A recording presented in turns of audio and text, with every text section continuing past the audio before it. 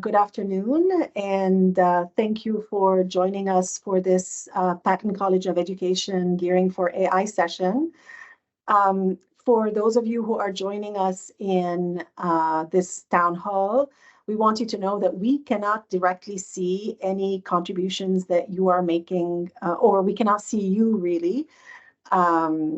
We can't see your pictures, we can't see who you are, but we have colleagues who are producers who will be sharing information back and forth between our two spaces so that we can be responsive to what you are asking, but also that we can share some information with you.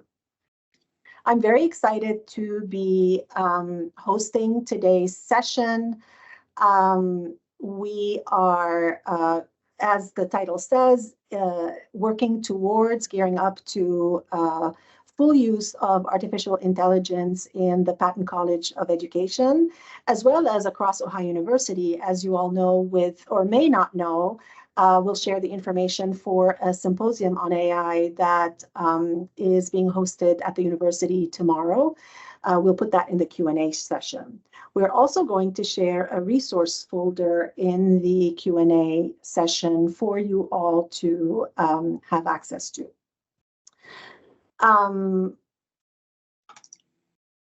This is the introductory session of what we're hoping is going to be a three-part series focusing on AI in Ohio University's Patton College. And we'll tell you a little bit more about those next sessions later on in the session. But over the next hour and a half, we'll be exploring the latest insights, strategies, and innovations that are shaping the landscape of AI in education. Our expert panelists, Dr. Greg Kessler, Dean Scott Titsworth, Dr. Melinda Rhodes-DiSalvo, and Dr. Dai Yun bring a wealth of knowledge and diverse experiences that will help you to navigate the use of AI in the Patton College and beyond. Our goal is to provide information, spark inspiration, foster collaboration, and share practical tools and strategies to be able to thrive in the world of AI. We are sectioning, or we're dividing up today's session into two parts. We'll have two of our panelists, Dr. Greg Kessler and Dean Scott Titsworth, present in the first half, and that will be followed with about a 10-minute Q&A session. And then we'll move on to the second part of the session with Dr. Melinda Rhodes and Dr. Dai Yun, and that will also be followed by about 10 minutes of a Q&A session.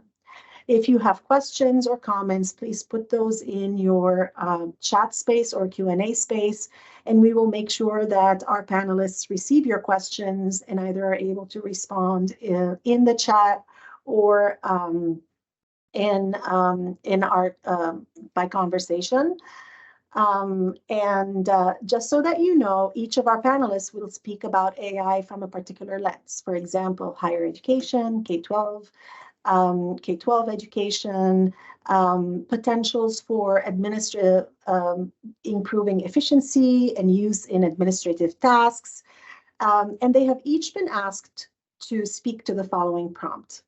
In 12 to 15 minutes, introduce yourself, your current professional role, and the capacity in which you work with and think about AI. Then share your insights about AI and its use, strategies that work, recent innovations, and future opportunities related to the following topics, while providing specific examples when possible. So the topics of interest are designing and developing content for instruction and assessment, improving student and customer experiences, increasing efficiency and saving time, research and product development, diversity, equity, inclusion, and access, and then the ways we think about learning and professional growth. That's enough from me. I'm going to turn it over to our first panelist, Dr. Greg Kessler. All right, well, good afternoon, everybody. I am going to talk about, I have a PowerPoint that's apparently not working on my device. It's not really critical though, so maybe you can bear with looking at my face instead. So I I'm a chair of the Educational Studies Department and a professor of innovative learning design and technology. And I've been working with various forms of AI for quite a while. My area of expertise is in using technology for language teaching and learning. And AI has been prominent in this area for decades, actually. After all, it's based on large bodies of language, and using large bodies of language in various ways is exactly what learners need in order to acquire new language. So AI has been in use for much longer in this field, probably than many others, other than computer science. It's probably been a long time. In the field of computer-assisted language learning, we've had various automated language analysis tools for many years. Of course, we all have grammar checkers, translation tools, and we're all accustomed to using things like text prediction on our phones these days, or even on other devices, where they finish words, sentences, paragraphs for us, anticipating what we're going to write, which I find really fascinating and also really troubling. I think we're all becoming the same in many ways. But in language learning, we've had a lot of other things. We've had automated speech and automated speech-to-text functions that haven't really been available in the wider world. And we've had chatbots. A lot of people just learned about chatbots in the last year or two. We've been using chatbots since the 1980s. So that's quite a long time. Though a lot of these tools often required a lot of training, a lot of tolerance, and a lot of patience, since they were reliably unreliable. Now we're entering an era where things are much more reliable. So I've explored a lot of these throughout my career. I've written and spoken about AI in many different contexts. And as you can imagine, in the language learning world, all of this is expanding dramatically right now. I've also taught a class about AI, VR, AR, and XR in education since 2016. And the content for this course has changed dramatically every time. Since 2017, I've been on the advisory board for an organization called AI.edu, which is simply aiedu.org. And that is a nationwide project designing free curricula for K-12 teaching. And that is not specifically about teaching kids to design AI. It's teaching kids to live in a world that is largely influenced and enhanced by AI, and where everything around us is informed by AI. So it's a really interesting project, and they provide completely free curricula to anybody who wants to use it. In fact, I'm currently working on a project translating that curricula into Korean for use with Korean English teachers across Korea. And that's connected to another project I've been doing, giving workshops on specifically using ChatGPT for teaching English among English teachers in Korea. And so that's a really exciting project that we're working on. Working on that with a couple of graduate students. I've also been a consultant on a project in Canada that is using technology to help recently arrived immigrants become good Canadians. So this is largely focused on helping them attain language skills, but it also involves citizenship tests, cultural and community support for those transitioning to a new way of living. And there's a significant focus on the use of AI as part of this project. In fact, I have a Fulbright in the fall that I'll be taking at the University of Calgary to further this work. So then that's my introduction. And now we've got a few of these topics that Dr. Dani referenced. Designing and developing content for instruction and assessment.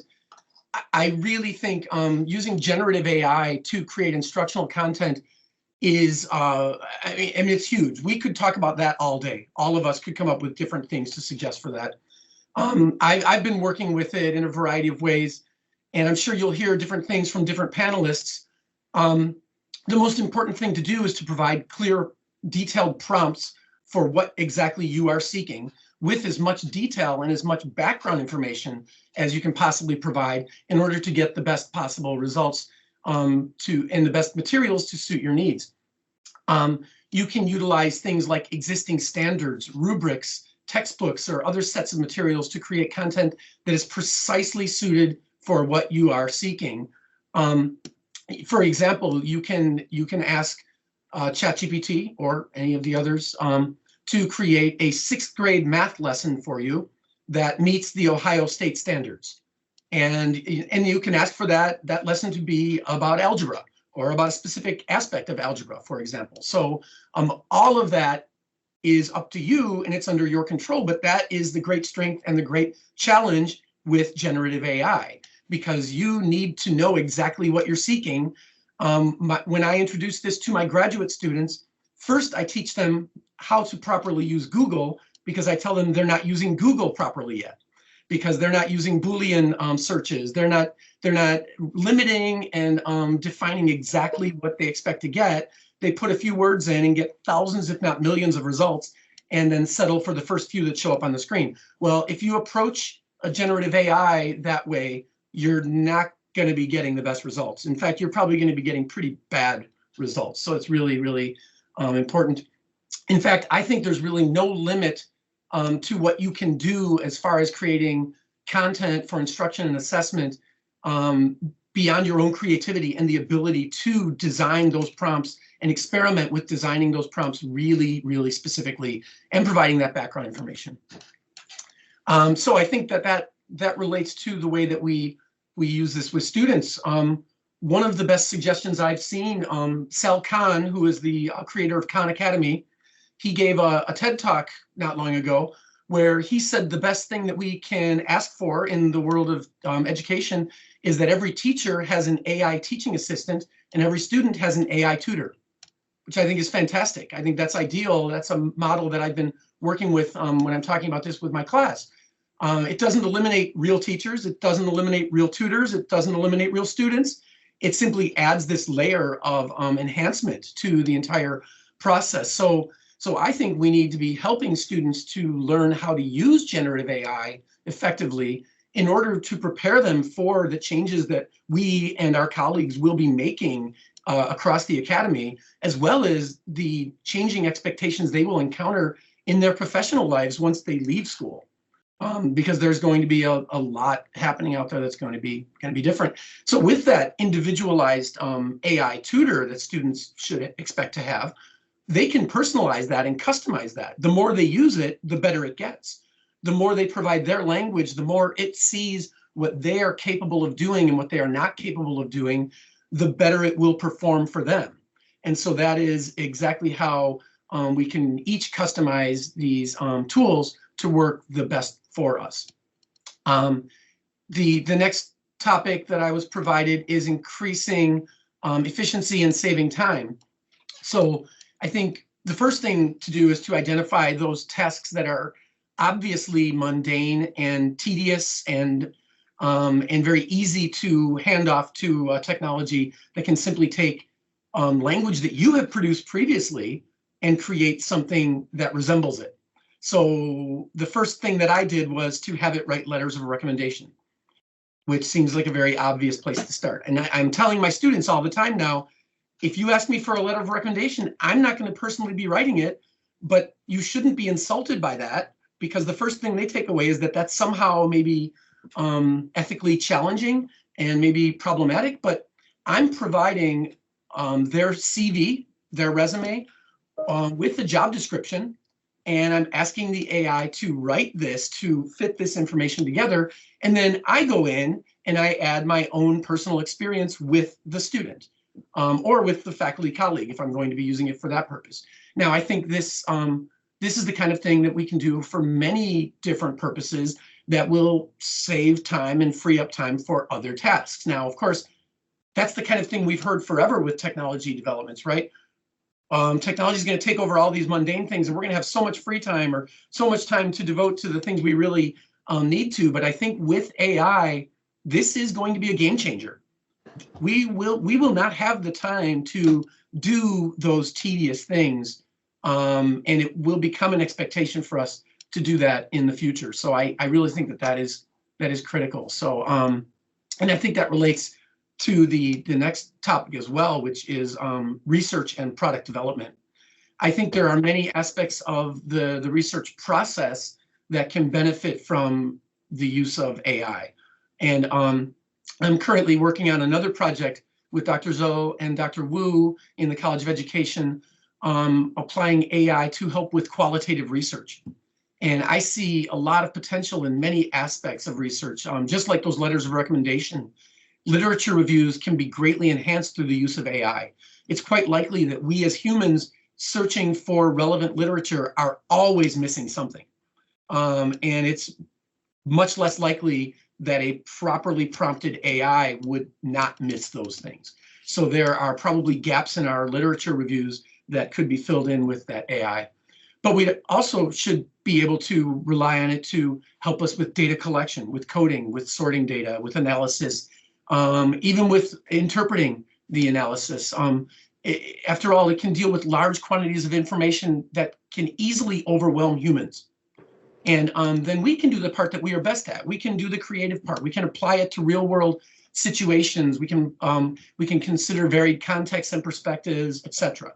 So there are a variety of things that we, of course, will always bring to it, but that's going to be shifting as these AIs continue to develop.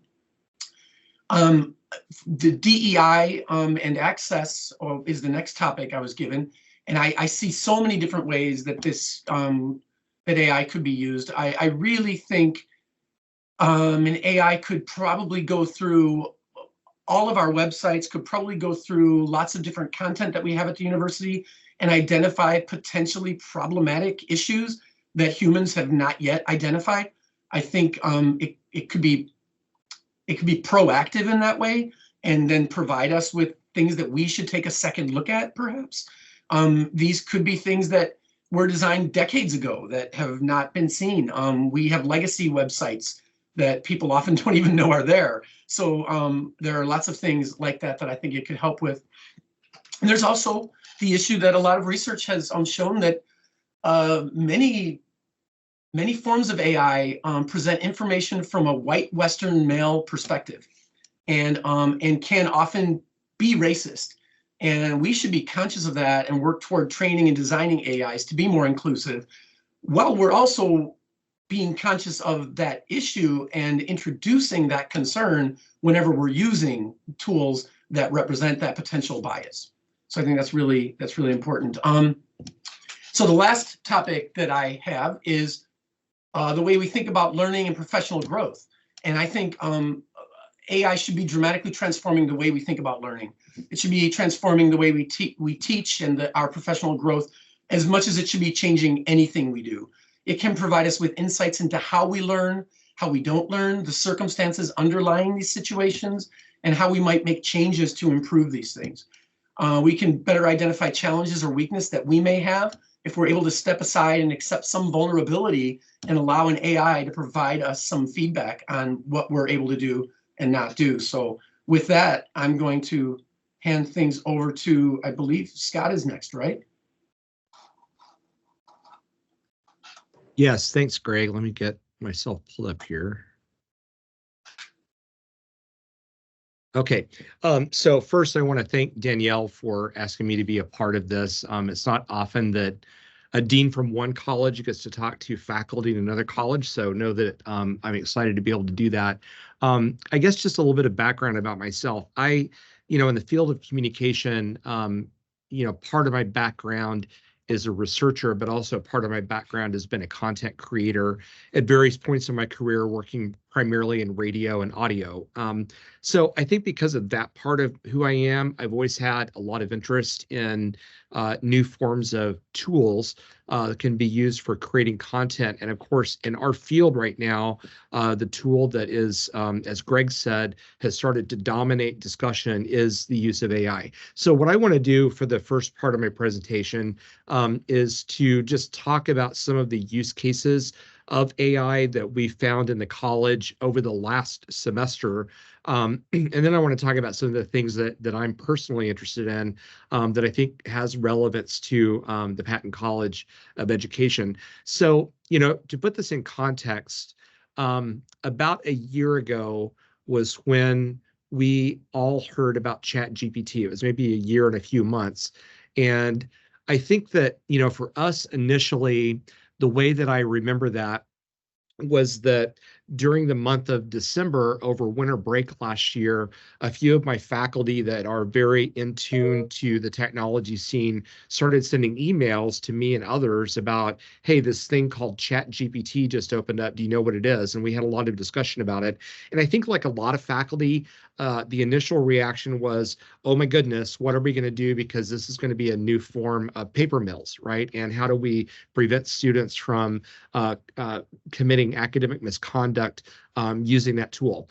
That discussion quickly went away because I would say that to a person, once we got past the initial shock of what was happening, we became much more interested in the potential for how AI was going to change fundamental workflows of what it is that we did as content creators. And as Greg pointed out, some of us are also thinking about how it's going to have an impact in the classroom. So what I want to do quickly is just summarize some of the ways in which AI worked its way into our classrooms in the Scripps College in the fall semester. This is obviously continuing to evolve, but in the fall semester, we were intentional in saying that we wanted to make sure where appropriate that we were integrating discussions of artificial intelligence, both in terms of how it could be used and also some of the social and ethical implications of AI where appropriate. So some examples that happened in the fall. Probably the most focused class on this topic was taught by Josh Antonuccio in the School of Media Arts and Studies. He actually created an experiment, well, it's a special topics class that he called AI in Media Production and Storytelling. And he very intentionally used that class for students to experiment with different AI platforms because of what they were creating and the way that it was related more to audio and visual multimedia. Most of the platforms probably oriented more toward audio and video-based AI products rather than, for example, ChatGPT. However, he really had the course be open in terms of what it is that students did. And so his sort of flow in the class was that there would be weekly assignments that students would do, some of which were individual, some of which were group-based, where they would be sort of sent on a, I guess for lack of a better term, a scavenger hunt of using AI to perform certain tasks that would be common in the field of media arts and studies. So in 1 week, that might be putting together a 3-minute short form video over a focused topic where they're using a platform like Descript or Descript to do the editing for that video. Another week, they might be using a different product where they train an AI tool to capture their voice and then use text they type out and then a text-to-speech algorithm that's inside that application to create sort of audio that could be put over PowerPoint slides or whatever, but it's really you, the content creator, you're doing it by text, and then the AI is using your voice trained very well to create that audio. In other instances, they were using AI, not surprisingly, like DALL-E, to create imagery that would go into video as part of a video presentation, but using still images created by DALL-E. So that class was pretty intensive and intentional in the way that AI was used, and really what Josh was trying to tease out with the students are the different ways in which workflow with AI could be integrated in, and as Greg said, used to take out some of the more tedious parts of it. I think that, if you were here, you might answer it differently, but based upon what I heard from him and the students is that one of the immediate and obvious ways that AI was really productive was that when you start a video project, you typically start with, what could be hours of video, and you have to do a rough cut down to, the important points made by a talking head or, whatever. And the AI tools that let you go quickly from having a bunch of raw media to a rough cut are pretty fantastic. And it saves a lot of time in the initial stages of editing. Of course, if you get further along in that and you want to edit to a certain skill level, the AI products may or may not be as useful. Second example, in communication design, which is in the School of Visual Communication, Adonis Dorado intentionally integrated AI as, again, a workflow tool into courses that were focusing on creating design and layout for what would be traditionally a magazine course. And then also he taught an information graphics course where they were also using AI to create assets that would go into the various infographics that they were creating.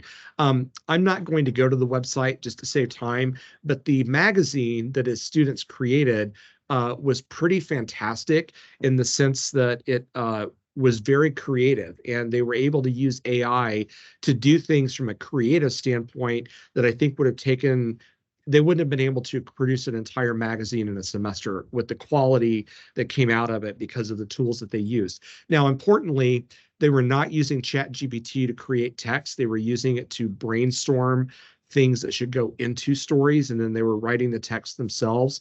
And when they did use AI for imagery, like DALL-E or Midjourney, they were intentional in using it in a way that sort of is obvious that they were using AI. So for example, the cover of the magazine is a picture of College Green, and it has Bigfoot peeking out from behind one of the trees. Well, that sort of is an obvious example of where AI was used to insert an image. And they were trying to be upfront about that as they were creating imagery throughout the magazine.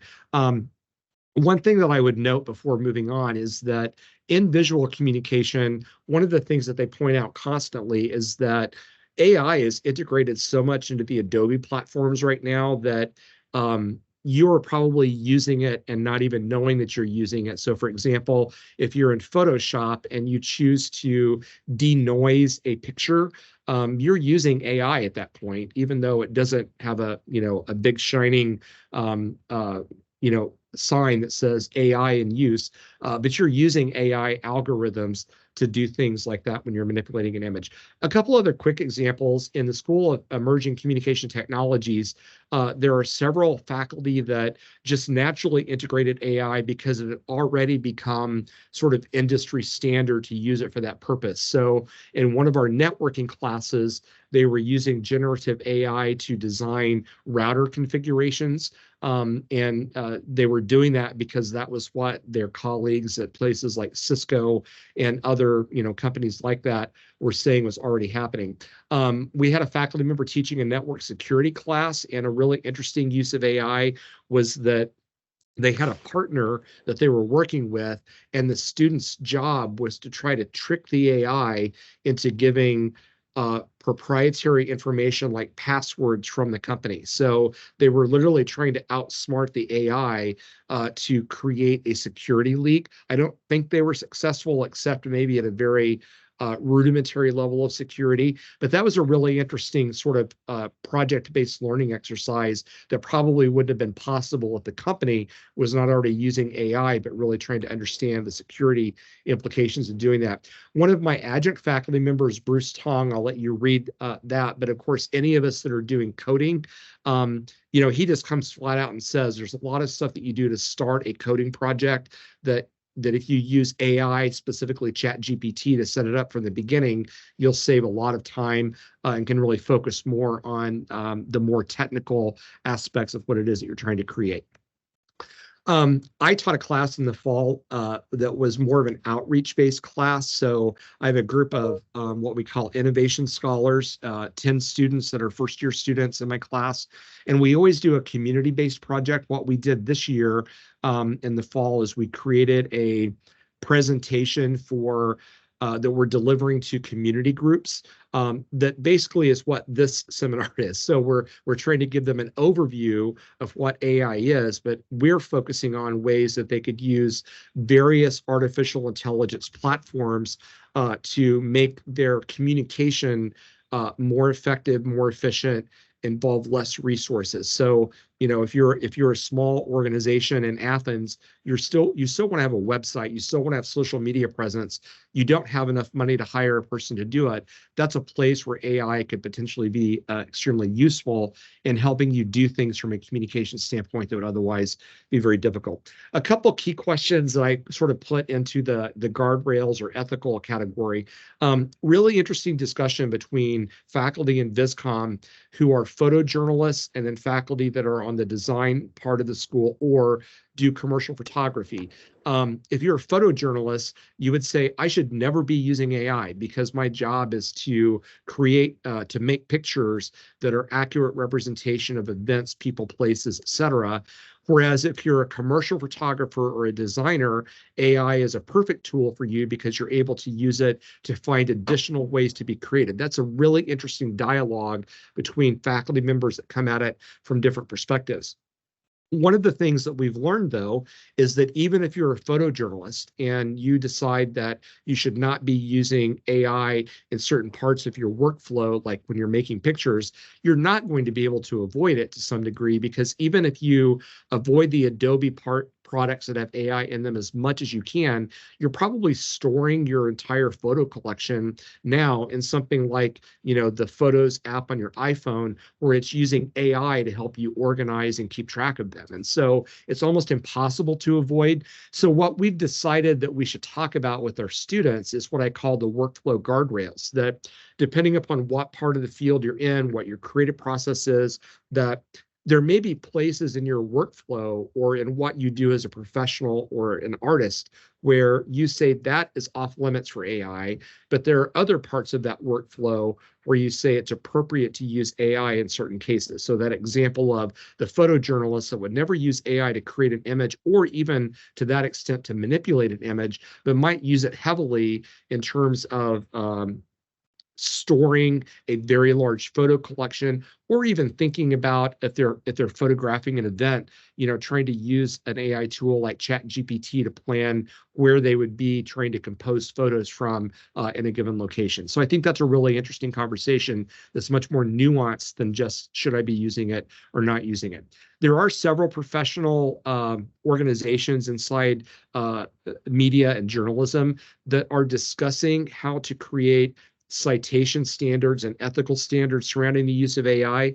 None of those organizations are very public about what those are yet, because frankly, they're still trying to figure it out.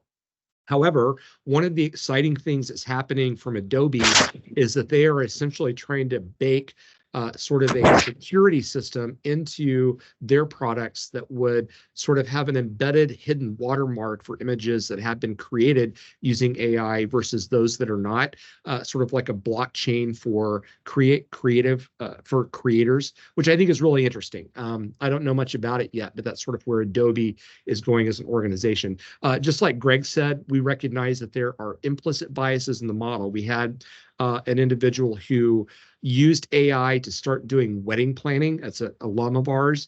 And not surprisingly, because the AI large language model was built upon, you know, decades of historical content, much of what came out of that query made assumptions about the religious nature of the ceremony, the people that were getting married. In other words, it was a male marrying a female, and so on and so forth. It was a very traditionally oriented output based upon what was in the model. And so examples like that, I think we always need to highlight, because algorithms and even more importantly, the models upon which those algorithms are making content have explicit and implicit biases built into them.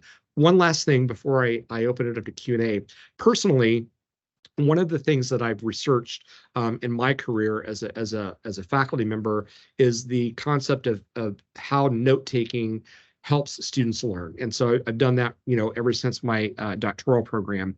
I'm really fascinated, and Greg sort of brought this up, about how AI tools can help students in that process. And so one of the workflows that I've been personally experimenting with, but that I'm excited to talk about with students, is using an app like Otter AI, which is essentially an app you can use to record a lecture, a Teams meeting, or, you know, really any event that you're in. it not only records it, but it also creates summaries and bulleted action items or points that came out of the discussion. That's in addition to having an AI generated transcript of everything that was said, broken down by speaker. Well, having that option where you can then take that transcript and put it into a model like Google's Notebook LM, which is your own mini version of ChatGPT. If you're a student and you were taking a class in statistics from Gordon Brooks or somebody like that, you could take all that content, both from your class lectures and also from the reading materials that you have from the class, put it into a notebook in a Google Notebook LM, and then query it, which I think is really interesting because then you get all the benefits of taking notes in class, plus you have a very accurate transcription of what was said. And most importantly, you have the ability to interact with it after class to increase the opportunity for you to build durable connections and memory, which I just think is a really interesting thing. Haven't researched that yet, but certainly from a personal experience, I think that it has a ton of potential for students. So I'm going to end there and stop sharing my screen. And Greg, maybe if you want to come back on and we can share screens, and then I guess we're supposed to look in the Q&A if there are questions that people want to ask right now. I've been looking and I don't see any questions, but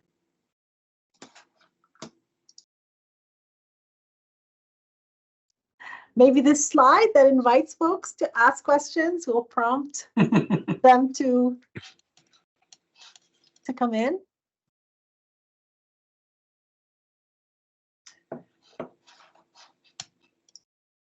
I do see that people have shared some helpful links and content, though. That's nice.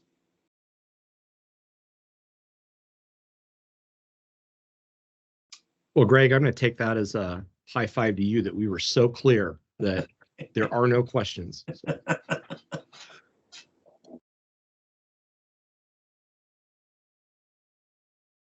Any comments?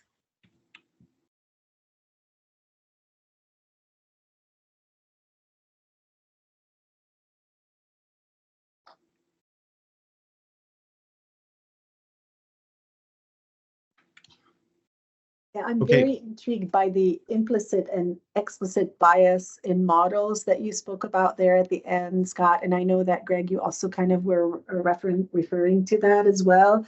I think I recently saw something on social media that my husband shared about how AI is also, right now, let's say, even it's going visuals, let's say pictures of people, when you're asked to look for people, are skewing towards more BIPOC populations, and so, for example, and which are not aligning with some of the queries that are being asked. And so that was kind of something that I recently saw. Yeah, there seems to be an overcorrection in some areas, which, yeah, doesn't really help, right? I guess that's the technical term, right? The overcorrection that's happening. Right. Yes. So with the,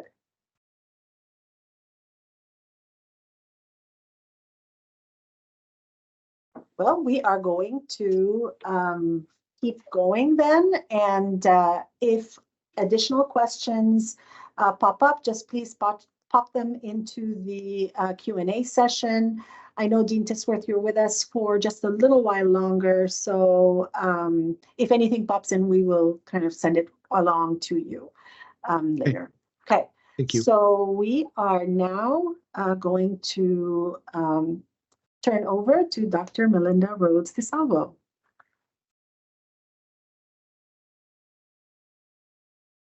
Hi, everyone. Thanks so much for having me with you today. I really do appreciate the time to talk with you a little bit. I think that my job is to bring us back to something that's highly practical. It is very application-based. And so as I start my conversation, I do want to pose a question to you in the Q&A. And you can use this as a time to really sort of think about your entire week last week, maybe what's coming up in the semester.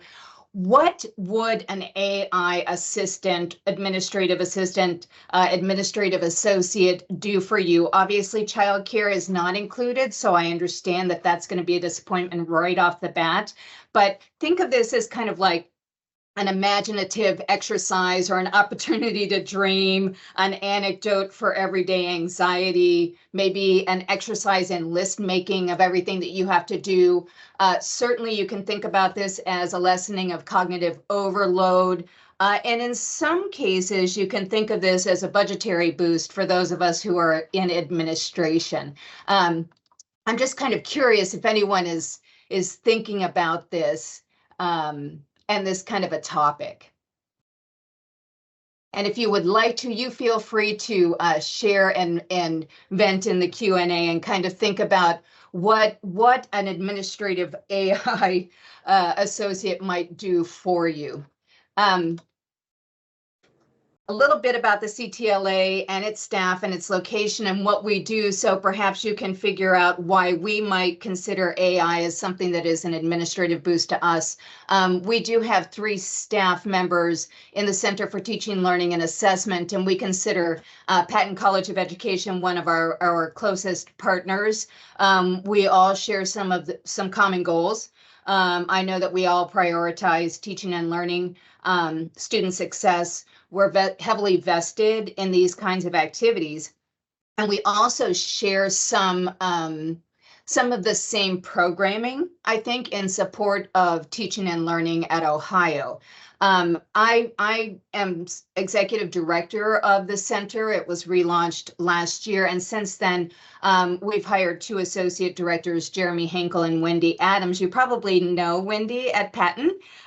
We're really happy to have her at CTLA. But we really kind of do provide the administrative support for our center as well as much of the programming. So these are kind of our activities. We have 15 faculty fellows engaging in 5 functional areas. They all like to use different calendars. They like to communicate differently. They think about prioritizing tasks a little bit differently. We offer 40+ workshops and sessions annually. These tend to be one-off. So these are different events. They may run half a day. They might run an hour and a half. They might run for 50 minutes. We run 3 teaching academies at this point, graduate student instructors, inclusive pedagogy, and Bruning, which pairs mentors and more seasoned faculty with newer faculty. We tend to run 4 learning communities, 15 faculty each with different schedules. 2 conferences and kickoffs. We do assessment, curricular consultation, individual consultation. We've kind of relaunched our website and are working on really refocusing a digital resources hub. We put out a digital newsletter 2 times a month. We manage our social media, and then we evaluate and assess ourselves. So we have like plenty of time and plenty of need, as you can imagine. I write the newsletter. I use AI to help me with the newsletter. I do calendaring. I ask AI to help me with calendaring. When I think about agendas, I ask AI to help with agendas. Now, I'm a fan of ChatGPT, but Gemini, I'm okay with that too. Also, just FYI, Bard used to be in Gemini, that kind of thing. A lot of this is really, really basic, folks, but you can use it too. So we've reached a point of growth, in other words, where, gee, we need an administrative associate, but do we have the budget for an administrative associate? And I don't know, maybe you all have like lots of budgetary money. Does all of the administrators out there, you have more money than you know what to do with, so you can always hire staff to assist you. And I already see in the background, like behind the screen, people are going, no, that's not the case. So, I thought, okay, well, really, now how do I even prioritize what I can get someone to help me with? So I just started spewing, I need help with this, I need help with this, I need help with this. Because we thought, well, we'll put out a job posting. And what you see on the screen is my kind of venting compared with ChatGPT's assessment of what I need at CTLA. And it's really handy. Notice that HR would be very happy with the shot on the right, not on the left. So if I happen to hand in something like that, they'd say, yes, she needs some assistance, but maybe she's not qualified for this position. So my presentation, and I also put my presentation into Gemini. I like to test Gemini and ChatGPT and run through different ones just to see who's like, I don't know, it's kind of like a race, who's winning at certain times. So I decided, we'll go with Gemini. This is my presentation. I designed it. I asked Gemini to design it for you over 50 minutes. I'm going to do it in about 5. So here's my introduction. I'm telling you all about AI. Actually, Greg already did that. Then I'm going to highlight the demand for administrative and creative assistance. We know that there's a lot of concern, by the way, about job losses, but the projection is about 10% for administrative associates. Still more hiring, though, on the horizon. And then talk about the goals for this. Here's your administrative tasks. These are the things that AI can help you with. I use this AI for all of these things. I don't like AI for construction of email. My staff don't like AI for construction of email. It doesn't really work. It doesn't have our voice to it, but it's sufficient for some tasks. Customer service, it's about as good as any Amazon or help chat bot that you've encountered recently, which is to say, maybe not. Creative tasks. These are the creative tasks you might ask AI to assist with. Content creation, Scott alluded to some of that. Social media management, although I would say it's still not quite up to par there, but it can certainly condense content if you really want to for social media, and it can do some editing in that direction.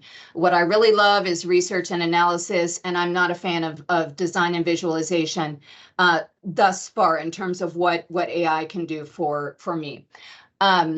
Increased efficiency, and I do want to talk about that a little bit later because I talk a lot about teaching efficiency and how we can gain back time so that we can spend more time with our students, helping our students learn. There is some improved accuracy, editing, enhanced creativity, and yeah, I think so, maybe. And then some 24/7 availability if you bother to program that. There are lots of limitations and considerations. And one of the things that I think is the greatest limitation is in your data and your privacy and your use of other applications. So if you really want to use AI, for example, as an administrative associate or administrative assistant, your content has to be loaded into certain platforms. So if you want to use Gemini for this purpose, you're using Google, right? If you're using Microsoft, then you might be using a different kind of AI. So I just want you to be aware that you kind of have to go all in for AI to benefit you across platforms.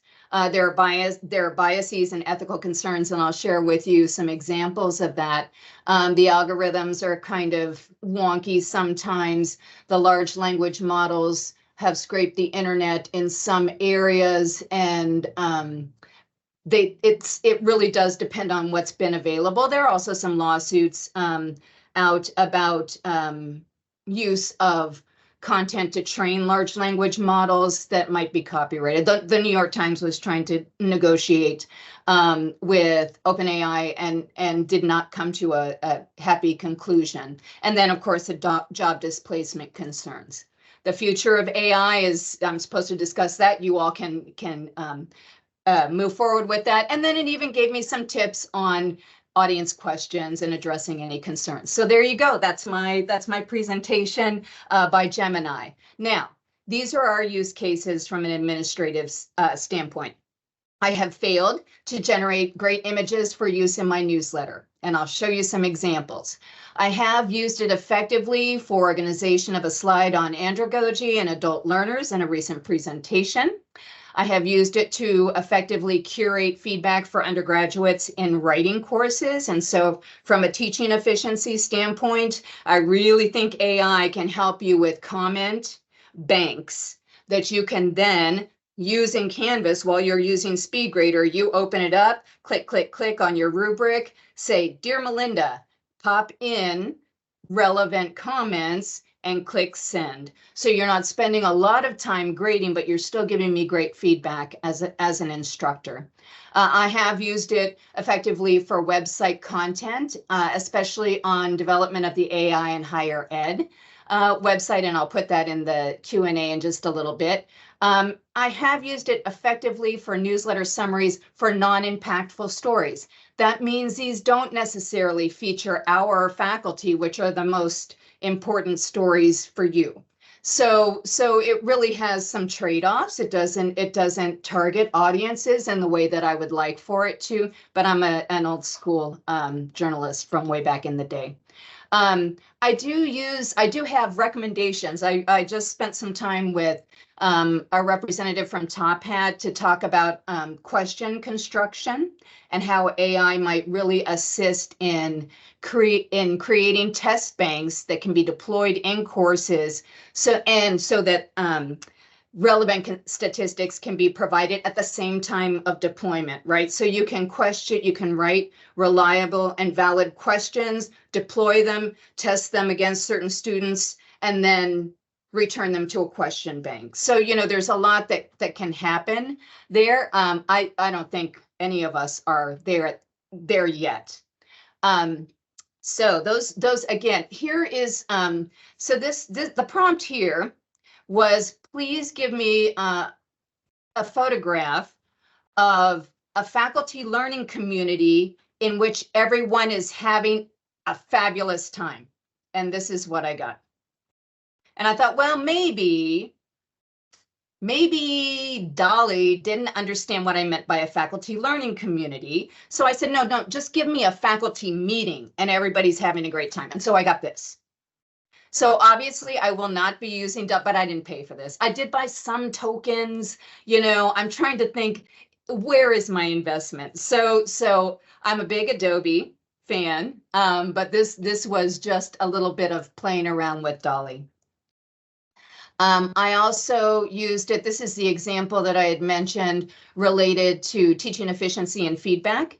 So what do instructors, undergraduate writing course instructors, provide feedback on most frequently? This is just a couple of the bullets because there were several categories: originality and creativity and engagement and style being 2 areas of feedback. And I said, okay, that's not really what I wanted. I actually want you to provide me with the comments. And so you'll see that on the panel next to the panel on the right. I think you're looking at the right. So fresh, insightful perspective on a topic. You presented your ideas in a unique way that keeps the readers engaged. I was almost a little, I thought, well, this is a lot of enthusiasm for an instructor. And even if you look at the constructive comments, you would have to go in and edit. This is not something that you just take, right? You apply your voice, but it certainly gives you a head start. And I would argue the teaching efficiency is one of the big areas of AI benefits to those of us at the center, but also to people who are teaching courses every day. This is a slide that I used ChatGPT to assist with. It's like, how come people aren't talking about adult learning? Where's the conversation gone? What's happening now? And we were just beginning the conversation. And so these are the themes that arose as a result of posing that question in ChatGPT. And in actuality, when I looked at the themes and I was like, oh, I know where that is already. So it was in a paper by Sharon Merriam. A lot of you know the reference, and it had to do with some direction that she was seeing. It was a paper that she was invited to do. So really, it was just pulled from that paper. I knew where it was. I knew how to reference it. So these are some other wonderful photographs that I got out of Dolly. And, you know, I love this most because the ones on your left is, I asked for an aha moment for a scientist who just discovered a cure for an incurable disease. That's what you get. The center is an aha moment for Fiona the hippo, who just learned watermelons are as healthy as they are nutritious, or nutritious as they are wonderful tasting. And then the last, an aha moment for a graduate student discovering how to best code a qualitative dissertation. And I would like to point out some of the obvious issues there with kind of using that as a creative assistant. Obviously, that is a fail for AI. But I'm moving into the fact that AI certainly did save me a lot of time when I came to this project. So the project is an examination of student evaluation of instruction questions, right? The Teaching, Learning, and Assessment Committee for Ohio is looking at this and just thinking about best questions that we should ask students related to student evaluations. So if you look at Ohio University, there are over 200 questions out there being used to evaluate, for students to evaluate instruction. We know that there are all kinds of issues with student evaluations of instruction, so I'm preaching to the choir here. They come in open-ended form, they came in Likert form, fill in the blank form. And then I also looked at a lot of past test banks that I had in my files dating back to the 2000s. So ultimately, I had 1,289 questions that I could take a look at in, I don't know, code. I could look at the themes. I could figure out where all of the overlaps were and how do I ask this question the most reliable and valid way possible. Obviously, I could have also asked my associate director for assessment to do that because she's a genius in that area. And do you know how long it would have taken us? I mean, really? So I took some random examples, more than 700, put them in ChatGPT, asked for common themes, and then I asked for Likert, not Likert, right? Scale questions. So these are the common themes out of all of those questions: intellectual stimulation, engagement with material and coursework. Also, this took like 30 seconds. Deep understanding of the subject matter related to teaching and course content, and you can see the other ones that are there. When I asked for the 5-point questions, these are some that were recommended. Obviously, I can make these better, right? And I can move from this point to asking for information on reliability and validity. Where are they? How often have they been used? What institution might have used these, right? So this is saving me and my staff an immense amount of time. And in actuality, this is the top 10. I asked for 20 more. So, you know, you can just kind of keep generating until you find what you want. Now, does that mean that the task is over? No, it certainly does not. In fact, it's just started.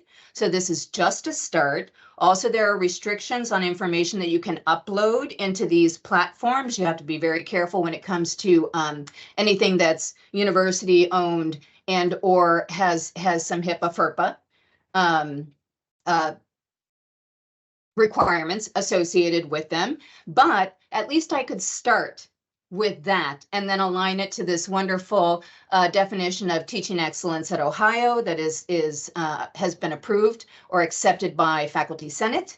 Obviously, I can make the alignment fairly easily and we can begin a discussion from that point on. So time saver for sure. And that's all I have.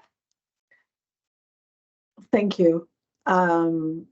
That was a fantastic example. Thanks for sharing. All right, so we're going to switch to our last panelist, Dr. Dai Yun. Thank you, Daniel, and thank you, Melinda, for this meeting. And I'm Yun. Thank you for having me today. I'm an assistant professor from the Department of Curriculum Instruction. And actually, I'm in Hong Kong. I'm from the Chinese University of Hong Kong. So my sharing today, we're focused on 2 areas. First, like, as you can see from the title, is like to teach AI as a subject matter in K-12 context. So specifically, I'm going to share my research work about about how to promote AI literacy in elementary schools. And then I will share some of the second part will be more about like using generative AI as a teaching tool for higher education. So I'm going to share some of my personal reflection, given my like research in this area. So regarding the AI literacy work,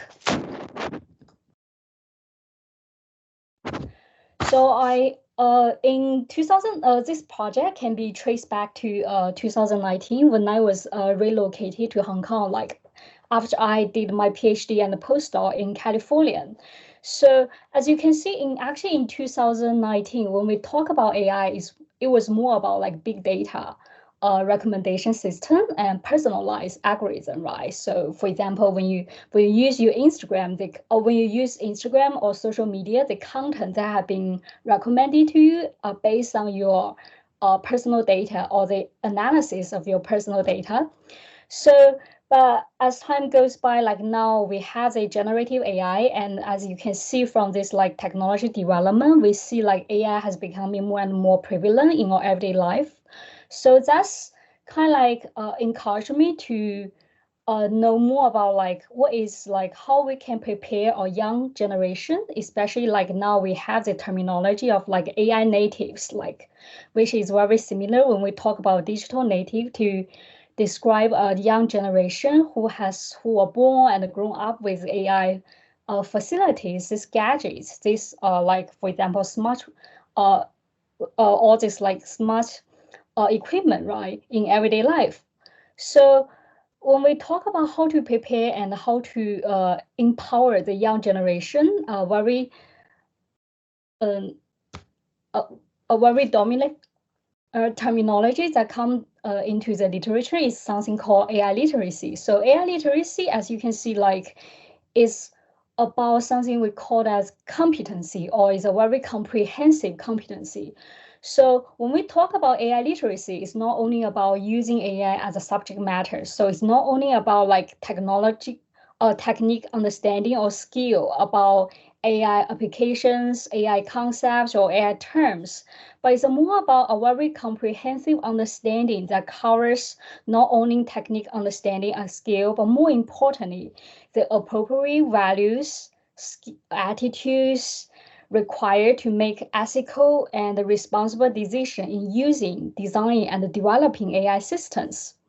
So as you can see here, like for this kind of like very comprehensive competency is very challenging to teach in primary school, especially when we consider like this, like elementary students, they are pretty young and they have very limited technique backgrounds and experiences.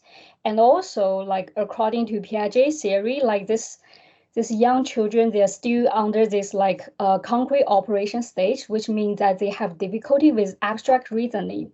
At the same time, we know that AI is highly abstract and a sophisticated concept. And so students need such like abstract skills to process, to understand the ethical and the technique or societal implications of AI technology. So in order to solve the problem, so our research team has been focused on developing like pedagogical strategies, like how to design the age-appropriate and child-friendly pedagogies to facilitate the development of AI literacy. So before I introduce our pedagogical approach, I would like to briefly introduce our theoretical or epistemic position in terms about how to see, how to frame, and how to conceptualize AI when we present this topic to the young students. So in our perspective, like AI is not simply a collection of applications or a list of content knowledge. Instead, AI is more about a form of something called as computational intelligence with unique attributes, working mechanisms, and problem-solving strategies that can be distinguished from human intelligence. So as you can see, also we talk a lot about like, okay, humans and AI, which one is more powerful or which one is more capable in what kind of context. But essentially, like human intelligence and the AI, artificial intelligence, they are essentially different, like two different domains. So we see these ways of framing AI is aligned with recent technology development in machine agency in the AI field. So this is very evident in the recent generative AI development. As you can see, AI is no longer a passive or static tool that being used by humans. It has a degree of autonomy that enables to perform tasks, making decisions, learn from interactions, and also adapt to the change in the environment, just like what we humans do. So as you can see here, when we talk about artificial intelligence, is always anchored in our understanding about human intelligence and human behaviors. Or maybe we can put it in this way, like we can use humans as a point of reference to understand, to make sense of AI. So based on this argument, we develop this pedagogical approach called dual contrast pedagogy. So the key idea of this dual contrast pedagogy is to juxtapose humans and AI in the teaching process. We use humans as a contrast, both as an analogy and also as a comparison to explain the working process and the problem-solving strategy of AI. So as you can see here, the goal of this dual contrast pedagogy is more about to introduce the working process or the problem-solving strategy rather than this very specific or detailed techniques or the facilities within this computational engineering, because we think this kind of understanding the strategies and the process is more important for the young students who is trying to grasp the AI literacy. So the benefit of this approach is pretty obvious, because as you can see, the children's, although they are very young, but we are all humans, right? They are all humans. And when we use this human experiences or human behaviors or human intelligence, these kind of experiences are very familiar to them. And they are also relatable, accessible for the young students in elementary schools. And so when we use their first-hand experiences as these learning resources, it's quite easy for them to transfer the known to the unknown and develop very intuitive understanding about AI concept. So I'm going to briefly introduce our approach using an example lesson we have developed in this year's AI summer camp. Is a lesson on natural language processing and large language model using this dual contrast pedagogy. So basically, we use the human language learning experiences as a learning resource to teach AI, to teach how AI understand, process, and generate language. So as you can see, our teaching start from some videos and also personal reflection. For example, we use the video of baby talking, baby learning how to talk, and also to encourage students to reflect on their first language and second language experiences. And through these experiences, we try to help students to identify some general rules of human language learning. For example, we usually start from these sight words, and our language learning usually start from this short, simple, easy vocabulary to longer and more complex, advanced ones. So based on this understanding about human language learning, and then we use the analogical reasoning to explain the process of text processing in natural language processing. So basically, the natural language processing is a backward process of breaking down the long paragraph to sentence, to words, and then to tokens. So that is how we explain natural language processing. Then after that, we shift the topic to large language model. So we use a game to explain strategy of large language model. So in this lesson, we focus on deep learning and the next word prediction, which we know is a major strategy in generative AI as ChatGPT. So in this game, we first identify a familiar teacher whose speech style was well known to the students. And then we invite a student to start a sentence to mimic this teacher's language style. And then other students follow to predict and add new words in a round-robin method. So as you can see in this game, like everyone trying to stay true to the identified teacher's speech pattern. And so using this game, we constantly ask students, okay, why are you choosing this word? Why are you predicting the teacher's language in this way or in that way? So based on this discussion, like students easily identify that, okay, the reason why they know the teacher's language pattern was because they had been observed the teachers talking in everyday interaction and in the previous experiences. So it's very like the machine learning process of like by training or observing the massive training data. And then the student, after the machine or the AI has learned the pattern, they could make the prediction of the next words or the next sentences. So based on the context. So that is how a large language model like ChatGPT do today. So as you can see through this like human AI juxtaposition, student can quickly gain a sense of the basic process and the strategy of AI. But at the same time, we know that this kind of like analogical mapping and the open mapping and analogy can be pretty like risky sometimes, because like it's very likely that students generate certain misconceptions. They will think that, okay, AI might work exactly as humans. So in order to break down this like misconception, and so we find that the most powerful strategy is actually to engage students in training AI models firsthand, or to develop AI systems. So as you can see, for the young student in primary school, like programming or the conventional programming is very challenging. So we introduced the block-based programming in Scratch as a major hands-on activity.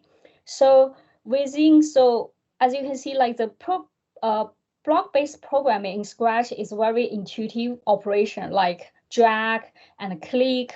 So, and also nowadays in the Scratch platform, they are ready to use machine learning plugins, which means that students can directly drag these machine learning blocks to train their own models. So in this way, like this kind of like hands-on experiences, we find is very helpful to help the students grasp the uniqueness of AI. So for example, we see our students after the Scratch project, they came to us and told us like that, okay, AI was not so smart, or not so powerful as they thought before, because this kind of like hands-on activity demystify the black box inside AI systems. So, and also in this like hands-on experiences, students are also exposed to the issues of limitation of AI system. For example, after they train their own machine learning models, they find that sometimes actually the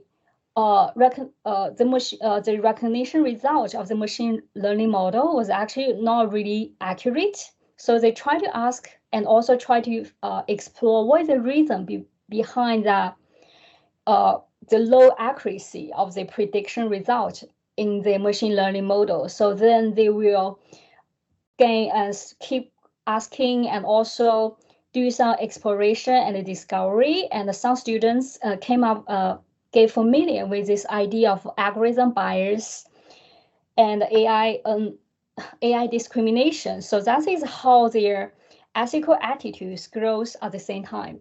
So that is like most of the work about the pedagogical design in introducing AI literacy into the young student in upper primary school. And then next part, the second part of my sharing is about the adoption of generative AI in higher education. I personally often use ChatGPT to generate examples and case studies for my undergraduate and master level courses. I find it's very convenient as you so for example, I input the key concept. For example, when I try to teach a very abstract ideas, or sometimes like a protocol of how to do research, I will input the key concept or like this certain an ethical dilemma I want my student to discuss. So this ChatGPT can quickly generate very concrete cases or scenarios. And so with this like cases or scenarios, and students will have certain concrete content to discuss and also to engage in this like ideas I want them to focus. And of course, it takes certain time to fine-tune the output by providing some more details and instruction. So for example, like last semester, I taught a course on curricular evaluation. Like my students, they were very confused about the concept of the indicators in measurement. So they asked like, okay, why can't we directly measure what we want to measure, but why we need to measure the indicator instead?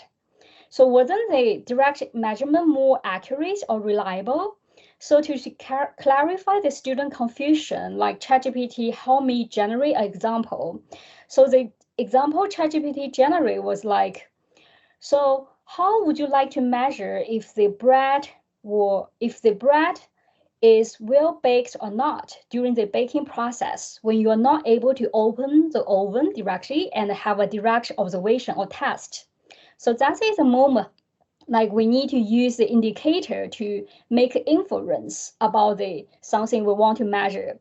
I think this is a very brilliant example, but the problem is like given my context, given my like I'm teaching in a university in Hong Kong, I'm not quite sure like how much my students know about bakery.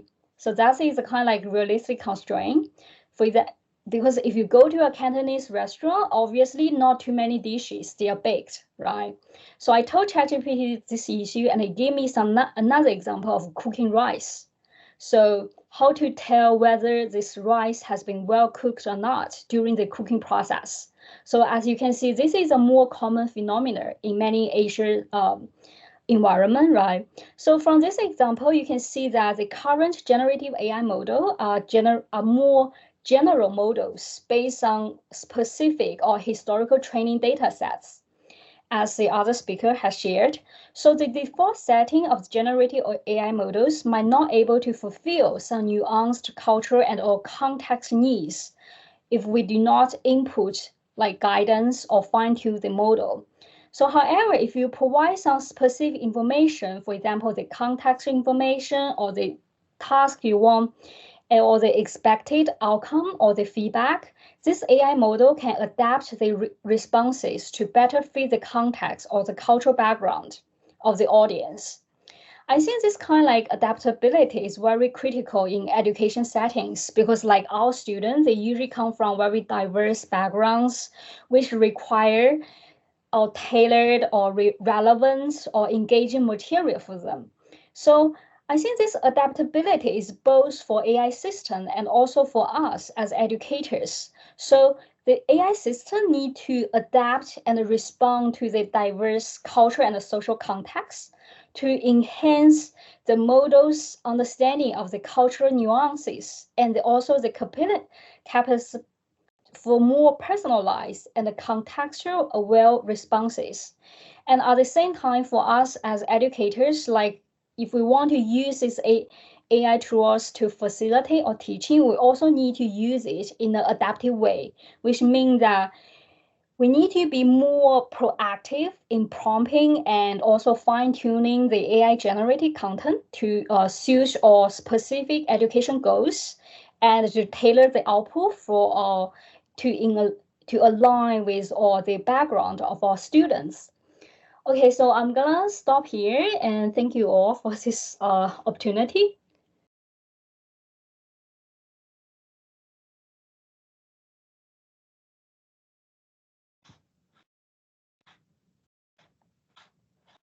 Okay, should I?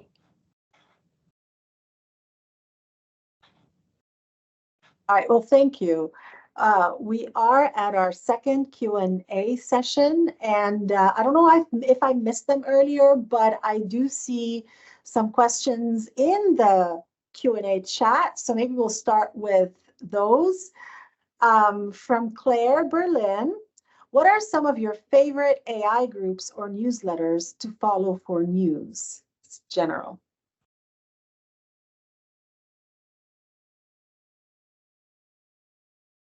That's to all of you. And feel free to unmute. So actually, this is Melinda. Hold on, there.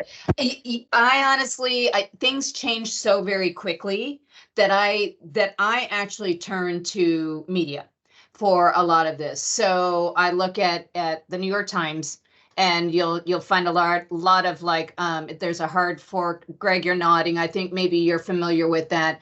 Really excellent tech reporting on technology that's highly relevant to teaching and learning and education. So I would highly recommend those.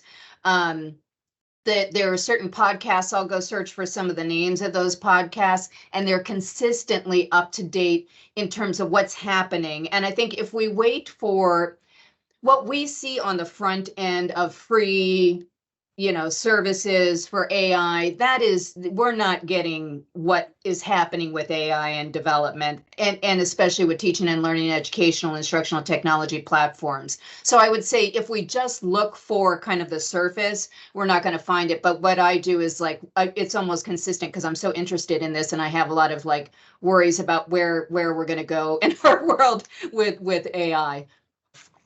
Yeah, I agree that the New York Times is really good about keeping up with these things. And then they provide, a variety of perspectives. They tell you what you should be paying attention to. I mean, it's really, really good.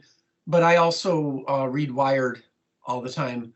And I listen. The Week in Tech is a great podcast that updates things on a regular basis. I mean, there's a lot of other things I'm probably not thinking about right now, but those would be the primary places I go. But those aren't specifically for AI. And I think that may have been part of the hesitation we all had initially, because they're just all things technology related.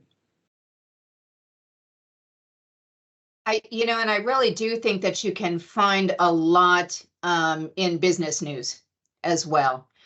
So we see, and it's so interesting because it's sort of permeated at almost everything. But from an investment standpoint, people are tuning into it, but you get the rest of the updates as well. All right, great. There were a couple of comments that related to the implicit and explicit bias in models that I think Scott mentioned, and one of them, Chrisana Moctimus says individuals with disabilities are being removed from application pools. For example, AI is screening them out, which is concerning. And then Jesse Strickers asked, do you have any worries that if enough people write the way that ChatGPT or alternatives suggest, that we'll end up in a cycle that reinforces one or only a few styles at the detriment of others?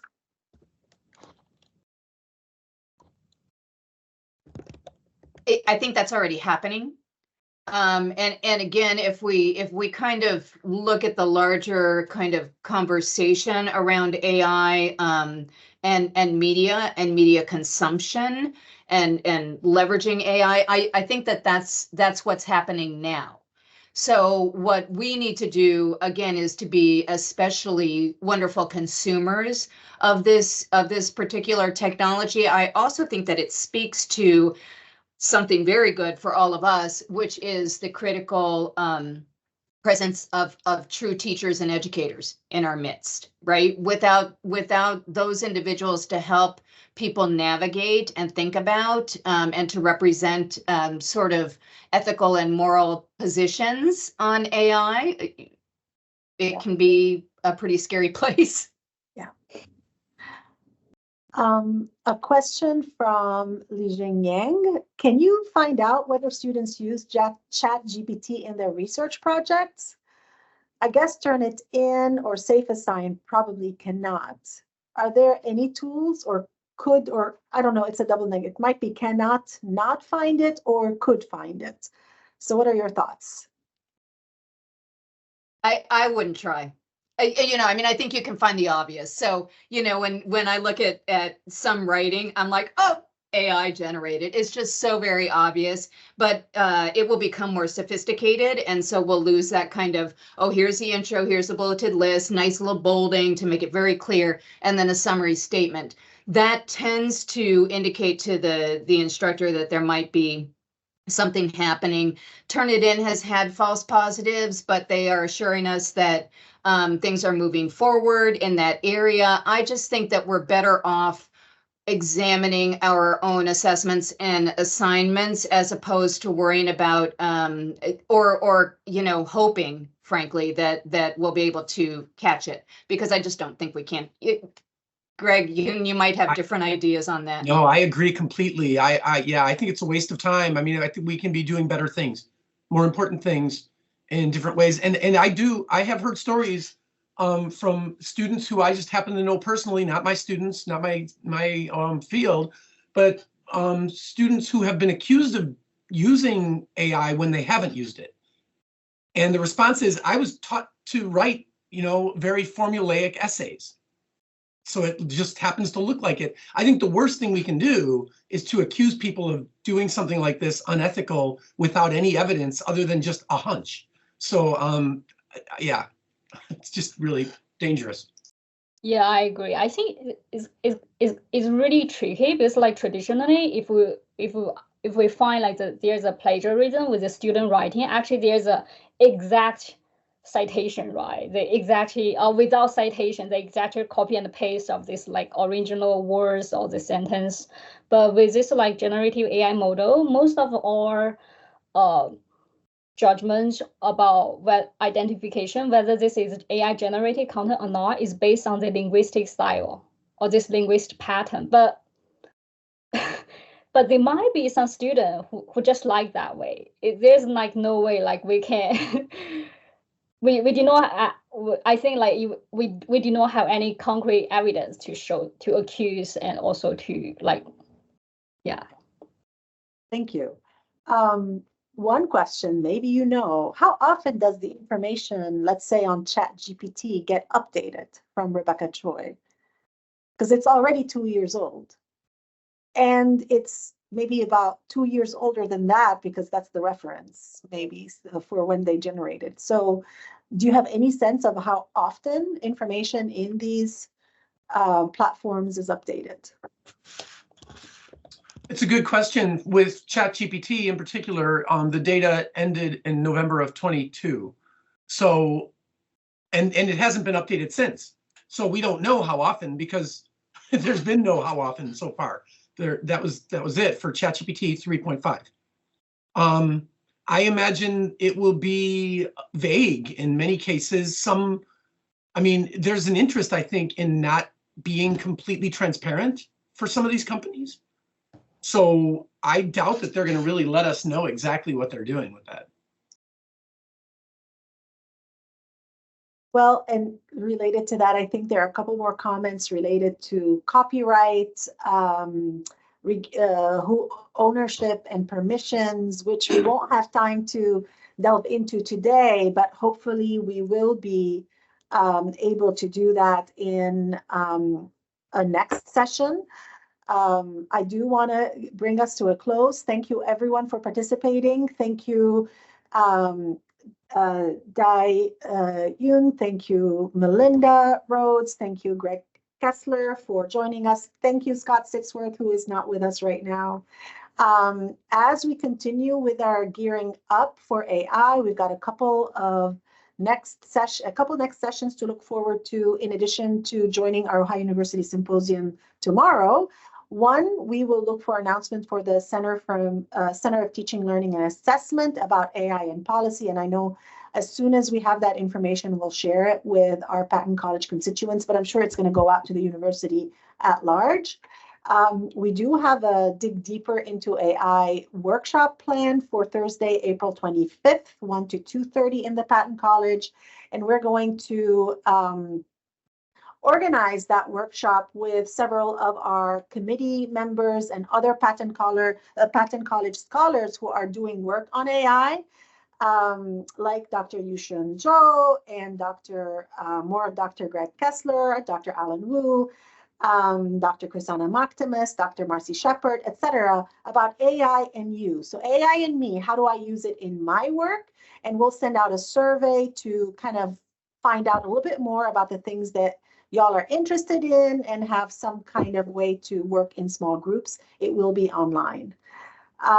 So be on the lookout for that. Again, thanks to everyone for participating.